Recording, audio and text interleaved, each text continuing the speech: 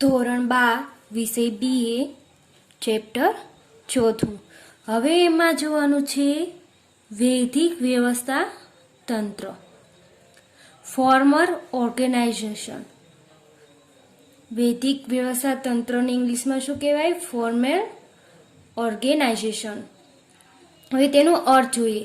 એકમના સંચાલકો દ્વારા નિશ્ચિત ધ્યેયને સિદ્ધ કરવા માટે વ્યક્તિ અને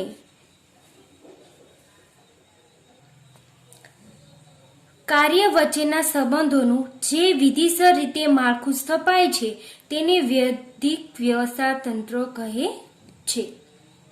એટલે કે એકમના જે સંચાલકો દ્વારા નિશ્ચિત ધ્યેયને, એટલે કે જે ધ્યેય નક્કી કરેલો છે એ ધ્યેયને સિદ્ધ કરવા, એટલે કે હાસિલ કરવા માટે વ્યક્તિ અને કાર્ય વચ્ચેના સંબંધોનું જે વિધિસર રીતે માળખું સ્થપાય છે, એટલે કે કોને કયું કામ કરવું, કયા કર્મચારીને સોંપવું, કેટલું કામ છે, એની શું થાય? વિધિસર માળખું, એની યાદી તૈયાર થાય, તે વૈદિક વ્યવસ્થા તંત્ર કહેવાય છે. રેખિક વ્યવસ્થા તંત્ર તેમ કાર્યાનુસાર વ્યવસ્થા તંત્ર એ વૈદિક વ્યવસ્થા તંત્રના પ્રકાર છે. જે રેખિક વ્યવસ્થા તંત્ર તેમજ કાર્યાનુસાર વ્યવસ્થા તંત્ર એ શું? વૈદિક વ્યવસ્થા તંત્રના શું છે? પ્રકાર છે. આ પ્રકારના વ્યવસ્થા તંત્રમાં કાર્યની જવાબદારી નિભાવવા જરૂરી સત્તા સોંપાય છે, જેમાં સત્તા સોંપણી અંગેની ઉપરી અને તાબેદારની બાબતો સુસ્પષ્ટ હોય છે. એટલે કે સ્પષ્ટ હોય છે કે સત્તા અને સોંપણી અંગેની ઉપરી અને તાબેદારની બાબતો શું હોય? સ્પષ્ટપણે હોય છે. હવે જોવાનું છે એની લાક્ષણિકતાઓ. તો વૈદિક માળખું. નિશ્ચિત ધ્યેયને સિદ્ધ કરવા સંચાલકો સભાનતાપૂર્વક વૈદિક માળખાની રચના કરે છે. એટલે કે જે ધ્યેય નક્કી કરેલો છે એને સિદ્ધ કરવા, એને હાસિલ કરવા સંચાલકો પૂરા સભાનતાપૂર્વક શું કરે છે? વૈદિક માળખાની રચના કરે છે. બીજું છે અપરિવર્તનશીલ. આ પ્રકારના વ્યવસ્થા તંત્રમાં કર્મચારીનું સ્થાન મોટા ભાગે અપરિવર્તનશીલ જોવા મળે છે. કર્મચારીઓની સ્થાન એકવાર નિશ્ચિત કર્યા બાદ છેલ્લે જ તેમાં ફેરફાર જોવા મળે છે. એટલે કે જે કર્મચારીને એમનું એક સ્થાન, માનો કે કોઈ ઉત્પાદન કર્મચારી છે તો એને સ્થાન સોંપવામાં આવ્યું હોય તો એને એ જ સ્થાન પર કાયમ રીતે રાખવામાં આવે છે. એને પછી નાણાકીય વિભાગમાં રાખવામાં આવે, એવી રીતે બદલી કરાતી નથી. કોક ભાગ્યે જેવું બને કે એને બીજા સ્થાને ગોઠવવામાં આવે. ત્રીજું છે ઉપરથી નીચે સત્તાની સોંપણી. સત્તાની સોંપણી ઉપરી અધિકારી દ્વારા કરવામાં આવે છે અને તેનું સ્થાન ઉપરથી નીચે તરફ હોય છે. એટલે કે ઉપરથી નીચે ઉચ્ચ સપાટી સંચાલન જે છે એ મધ્ય સપાટીને સત્તાની સોંપણી કરશે, પછી એ તળ સપાટીને સોંપણી કરશે. તો એ શું થયું? ઉપરથી નીચે તરફ આવ્યું. એટલે એમાં સત્તાની સોંપણી ઉપરથી નીચે સત્તાની સોંપણી થાય છે. મોટું કદ. વૈદિક વ્યવસ્થા તંત્રનું માળખું મોટું કદ ધરાવતું હોય છે. આપણે આગળ જોઈએ કે ને વૈદિક વ્યવસ્થા તંત્ર, તો એમાં શું એનું માળખું જે હતું કેવું હતું? વિશાળ હતું, મોટું હતું. ચોક્કસ સંબંધો. વિધિસર રીતે માળખાની રચના થતી હોવાથી કર્મચારી વચ્ચેના સંબંધો ચોક્કસ હોય છે. એટલે કે વિધિસર સ્ટેપ બાય સ્ટેપ એનું માળખાની ગોઠવણી કરવામાં આવે અને કર્મચારી વચ્ચેના સંબંધો ચોક્કસ હોય છે. માહિતી સંચાર. માહિતી સંચાર વૈદિક પ્રકારના માર્ગો દ્વારા જ થાય છે. અવૈદિક માહિતી સંચારને કોઈ જ સ્થાન નથી. એટલે કે માહિતી સંચાર છે એ વૈદિક પ્રકારના માર્ગને દ્વારા જ થાય છે. અવૈદિક માહિતી સંચારને એને કોઈ સ્થાન આપવામાં આવતું નથી.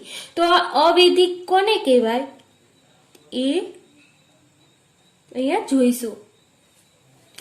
તો અવૈધિક વ્યવસ્થા તંત્ર, તેનો અર્થ કોઈ પણ સભાનતાપૂર્વકના હેતુ સિવાય સામૂહિક પરિણામોમાં ફાળો આપવા માટે આપોઆપ રચાયેલું આંતરિક સંબંધોનું માળખું એટલે વૈધિક વ્યવસ્થા તંત્ર. વ્યવસ્થા તંત્રમાં કામ કરતી વ્યક્તિઓ વચ્ચે અનિવાર્યપણે અમુક વિશિષ્ટ સામાજિક સંબંધોનો વિકાસ થાય છે. આ સંબંધો વ્યવસ્થા તંત્રમાં કુદરતી કે અવૈધિક રીતે ઉદ્ભવે છે. આવા સંબંધોની સ્થાપના કરવામાં આવતી હોતી નથી. તેથી વૈધિક વ્યવસ્થા તંત્રની જેમ તેનો નકશો બનાવી શકાતો નથી. અવૈધિક વ્યવસ્થા તંત્ર એ વૈધિક વ્યવસ્થા તંત્રનો પડછાયો છે. વૈધિક વ્યવસ્થા તંત્રમાં જેનો ઉદ્ભવ થયા છે. અવૈધિક વ્યવસ્થા તંત્ર એ વૈધિક વ્યવસ્થા તંત્રનું પૂરક છે. આમાં એવું કહે છે કે જે સભાનતાપૂર્વક સિવાય જે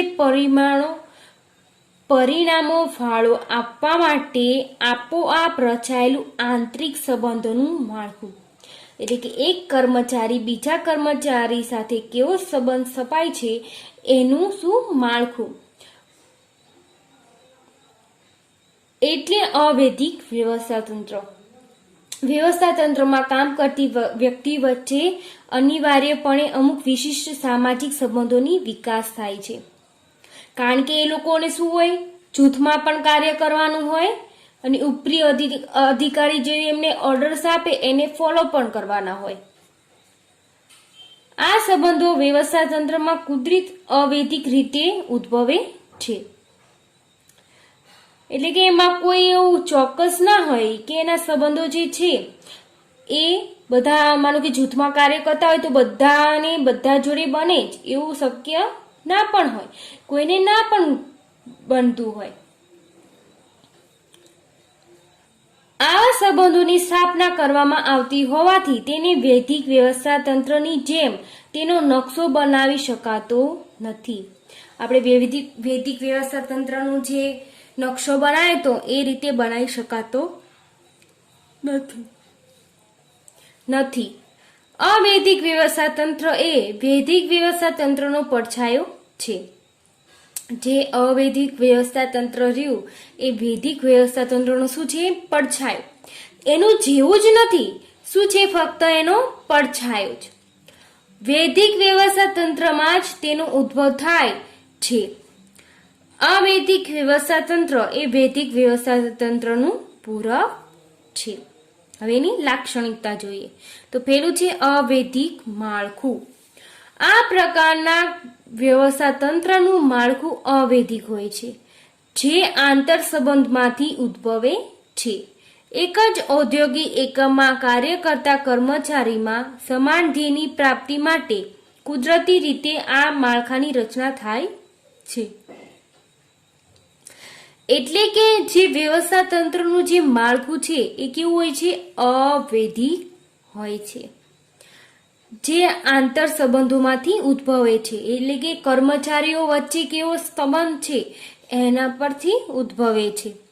એક જ ઔદ્યોગિક એકમમાં કાર્ય કરતા કર્મચારી સમાન ધ્યેયની પ્રાપ્તિ માટે કુદરતી રીતે આ માળખાની રચના થાય છે. એટલે કે આમાં કોઈ કૃત્રિમ રીતે રચના થતી નથી. કેવી રચના થાય છે, કુદરતી રીતે. બીજું છે માનવ વર્તણૂક પર આધારિત. આ પ્રકારનું વ્યવસ્થા તંત્ર માનવ વર્તણૂક પર આધારિત હોય છે. એક જ સમાન લાગણી, અભિરુચિ, મૂલ્યો, શોખ, ટેવો અને માન્યતા ધરાવનાર વ્યક્તિઓ દ્વારા વૈધિક માળખામાં અવૈધિક જૂથો રચવામાં આવે છે, જેને આધારે આ વ્યવસ્થા તંત્ર રચાય છે. એટલે કે માનવ વર્તન પર આધારિત, માનવના વર્તન પર શું હોય છે, આધાર હોય છે. એના પર આધાર હોય છે કે કર્મચારીઓ છે એની લાગણી કેવી છે, અભિરુચિ, મૂલ્યો, શોખ, ટેવો, અમુકને અલગ અલગ પ્રકારના શોખ હોય, અમુકની ટેવ આદતો પણ શું હોય, અલગ અલગ હોય. અને માન્ય ધરાવનાર વ્યક્તિઓ દ્વારા વૈદિક માળખામાં અવૈદિક જૂથો રચવામાં આવે છે. એટલે કે બધા કર્મચારીઓ એ સમાન બધાના શોખ હોય, કોઈ બધા એક પ્રકારની લાગણી વ્યક્ત કરતા હોય એવું ના બને. બધા શું હોય, અલગ અલગ હોય. એ શું હોય, કૃત્રિમ રીતે થાય નહીં, એ કુદરતી રીતે એમને થતું હોય. હવે એ વ્યક્તિ વૈદિક માળખામાં અવૈદિક જૂથ રચવામાં આવે છે, કારણ કે વૈદિકમાં શું હોય છે, કૃત્રિમ રીતે એમને શું હોય, સત્તા જવાબદારી સોંપેલા હોય, એ પ્રકારના કર્મચારી એ પ્રકારનું વર્તન થવું જોઈએ. આમાં અવૈદિકમાં શું હોય કે એમને કુદરતી રીતે જે વાતાવરણ એમાં મળે એનો સમાવેશ થાય છે. ત્રીજું છે પરિવર્તનશીલ. અવૈદિક વ્યવસ્થા તંત્રનું માળખું સંપૂર્ણ રીતે પરિવર્તનશીલ હોય છે. કર્મચારી કોઈ પણ એક વિભાગમાંથી બીજા વિભાગમાં કાર્ય માટે ફેરબદલ થાય છે ત્યારે નવેસરથી માનવ સંબંધમાં ફેરફાર થાય છે અને તેને કારણે અવૈદિક તંત્રમાં ફેરફાર થતા જોવા મળે છે. આમાં શું હોય છે, ફેરબદલી થતી રહે છે કે એક વિભાગમાં જે કામ કરતું હોય એમને બીજા વિભાગમાં પણ કામ કરવા જવું પડે.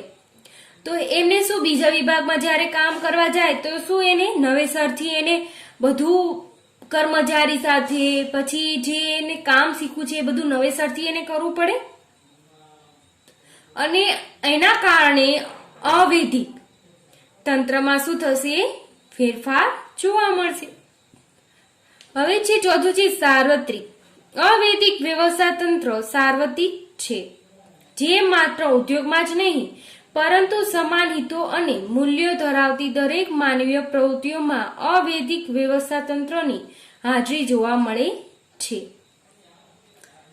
એટલે કે સાર્વત્રિક, બધે જ, જે માત્ર ઉદ્યોગમાં જ નહીં પરંતુ સમાન હિતો અને મૂલ્યો ધરાવતી દરેક માનવી પ્રવૃત્તિઓમાં અવૈદિક વ્યવસ્થા તંત્રની હાજરી જોવા મળે છે. એટલે કે એવું નક્કી નહીં કે ધંધાકીય એકમમાં જ એમને અવૈદિક વ્યવસ્થા તંત્રની જોઈ, બધી જ જગ્યાએ આ જોવા મળે છે.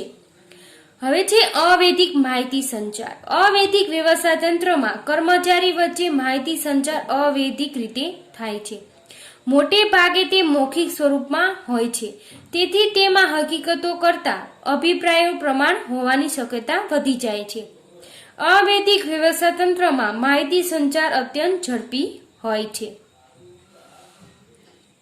એટલે કે અવૈદિક વ્યવસ્થા તંત્રમાં કર્મચારી શું વચ્ચે માહિતી સંચાર અવૈદિક રીતે જ થાય છે.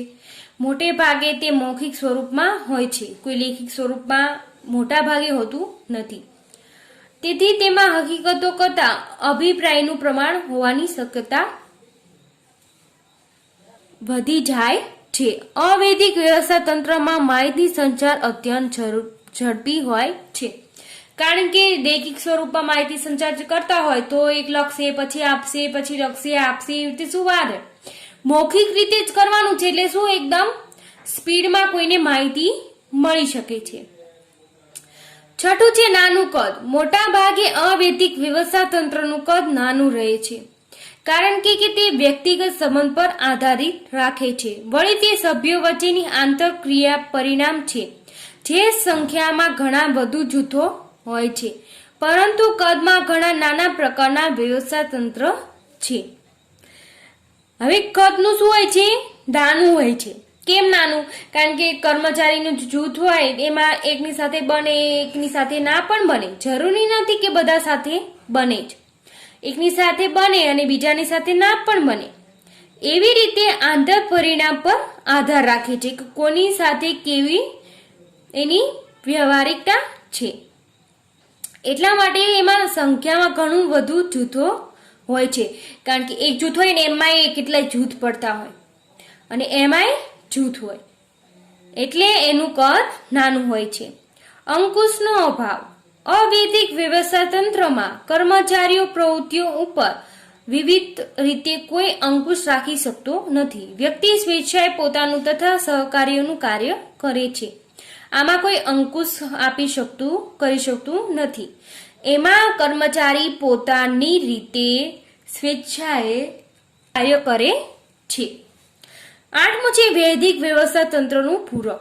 અવૈદિક વ્યવસ્થા તંત્ર એ વૈદિક વ્યવસ્થા તંત્રમાં જ ઉદ્ભવતું પામતું હોવાથી કહી શકાય કે તે વૈદિક વ્યવસ્થા તંત્રનું પૂરક છે. આધુનિક સમયમાં અવૈદિક વ્યવસ્થા તંત્રનું મહત્વ વધતું જાય છે. ઔદ્યોગિક ઝઘડા ઓછા અને ઔદ્યોગિક શિસ્ત વધુ જાળવતી હોવાથી વ્યવસ્થા તંત્રનો આ પ્રકાર વધુ પ્રચલિત બનતો જાય છે. એટલે કે અવૈદિક વ્યવસ્થા તંત્ર છે એ શું છે, દિવસે ને દિવસે એનું મહત્વ વધતું જાય છે અને એના કારણે ઔદ્યોગિક ઝઘડા અંદર કેવું હોય કે કર્મચારીનું જૂથ હોય ને એની અંદર ને અંદર કેટલા ઝઘડા ચાલતા હોય, પણ આ જે અવૈદિક છે વ્યવસ્થા તંત્ર એને લીધે એના ઝઘડા ઓછા થાય અને એની શિસ્ત વધુ જાળવી શકાય છે.